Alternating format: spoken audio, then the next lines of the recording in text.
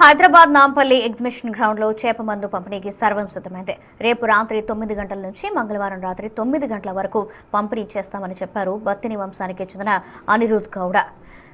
189 ఏళ్ల నుంచి చేప మందును బత్తిని ఫ్యామిలీ పంపిణీ చేస్తుండగా అసలు మందు ఎలా తయారు చేస్తారు, దాని తయారీ వెనుక బ్యాక్గ్రౌండ్ ఏంటి, ఈ విషయాలు తెలిపేందుకు అనిరుద్ గౌడతో మా ప్రతినిధి Sujatha face to face. Hyderabad కి మృగశిర కార్తె అంటే ఎన్నో ఏండ్ల చరిత్ర ఉంది. మృగశిర కార్తె రోజు చేప మందు వేసుకుంటే ఉన్నటువంటి సర్వ రోగాలు నివారణగా భావిస్తూ ఉంటారు. వివిధ రాష్ట్రాల నుంచి ఇక్కడికి వచ్చి ఆ మందుని తీసుకుంటూ ఉంటారు. అసలు ఆ మందు ఎవరు పంపిణీ చేస్తారు, ఎందుకు పంపిణీ చేస్తారు అనేది బత్తిని కుటుంబ సభ్యులు ఉన్నారు. అనిరుద్ గౌడ్ మాట్లాడదాము. ఆల్మోస్ట్ 189 అంటే 189 సంవత్సరాల నుంచి మీ కుటుంబ సభ్యులు చేప మందుని పంపిణీ చేస్తూనే ఉన్నారు. మీరు ఎన్నో జనరేషన్? నాది 7th జనరేషన్ అండి. నా పేరు అనిరుద్ గౌడ్.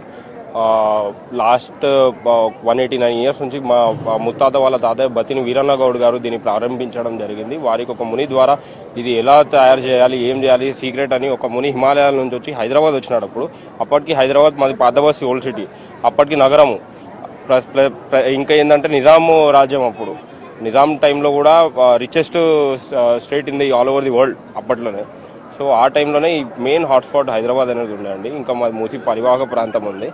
ఆ టైంలో ఉబ్బసం గురించి ఎవరైనా పబ్లిక్ వస్తే, ఎవరైనా ఆస్తమా రోగులు ఉంటే వీళ్ళకి ఇట్లా హెల్ప్ చేయాలి అని మా వీరన్న గౌడ్ గారికి ముని అనేది చెప్పేసి ఇది చేసి పోయినాడండి. అయితే దీనికి ఆయన కొన్ని కండిషన్స్ పెట్టినాడు. ఏంటంటే ఇది అనేది ఫ్రీగా పంచాలా, ₹1 ఆశించవద్దు, వాళ్ళు ఇచ్చినా తీసుకోవద్దు, ఇవ్వద్దు. ఇంకా ఈ ప్రసాదం ఎవరైతే తయారు చేస్తారో ఇది చాలా టాప్ సీక్రెట్ ఉంటుంది. మా ఇంట్లో కొన్ని రూల్స్ అండ్ రెగ్యులేషన్స్ ఆయన పెట్టినాడు. అదే విధంగా మేము 189 ఇయర్స్ నుంచి ఇప్పటివరకు అదే ఫాలో అయ్యి వస్తున్నామండి. చాలా మంది ప్రతి ఒక్క ఫ్యామిలీలో ఒక సెంటిమెంట్ ఉంటుంది, వాటిని ఆచారాలు తప్పకుండా పాటించాలి అని చెప్తారు. కానీ 189 సంవత్సరాల నుంచి, సరే మీ తాతగారు ఏదో చెప్పుండొచ్చు, బట్ అలా ఫ్రీగా ఇంకా పంపిణీ చేయడము, ఎక్కడా కూడా ఎలాంటి వెనక్కి స్టెప్ వేయకపోవడం, అసలు ఏంటి సక్సెస్ ఏంటంటే ఏం లేదండి.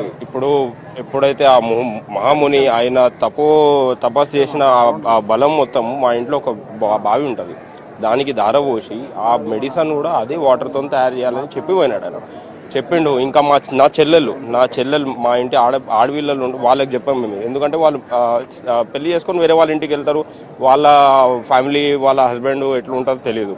సో నాకు కూడా తెలియదు ప్రజెంట్ ఇప్పుడు మెడిసిన్ ఎలా ప్రిపేర్ చేస్తారని. మా ఫ్యామిలీలో దగ్గర 50-60 మంది ఉన్నారు, అందులో ఓన్లీ 4 మెంబర్స్కే తెలుసండి.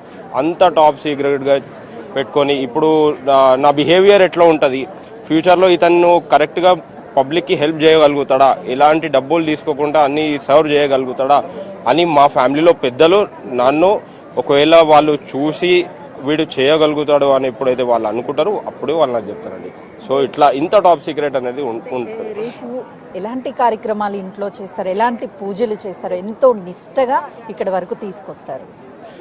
ఈరోజు ఆల్రెడీ మన హిందూ సాంప్రదాయంలో ఏంటంటే ఏదన్నా పుణ్యకార్యం చేసే ముందు ఎలాంటి ఆటంకాలు జరగొద్దని ముందు సత్యనారాయణ స్వామి వ్రతం అనేది చేస్తామండి. అప్పటి నుంచి కూడా మా ఇంటి దేవుడు వీరభద్ర స్వామి బొంతపల్లి, సో ఆయన పూజ చేసి మా ఇంట్లో పవిత్రమైన బావి ఏదైతుంది గంగ పూజ, ఆ బావి పూజ చేసి సత్యనారాయణ స్వామి వ్రతం చేసి ప్రజలకు ఎలాంటి ఇబ్బందులు ఏం జరగొద్దు, ఎక్కడెక్కడి నుంచో వాళ్ళు వస్తున్నారో వాళ్ళు హ్యాపీగా ప్రసాదం తీసుకొని ఇంటికి వెళ్ళాలా, వాళ్ళకి రోగం అనేది తగ్గాలని స్వామిని కోరుకొని మెడిసిన్ ప్రిపరేషన్ అనేది చేస్తామండి.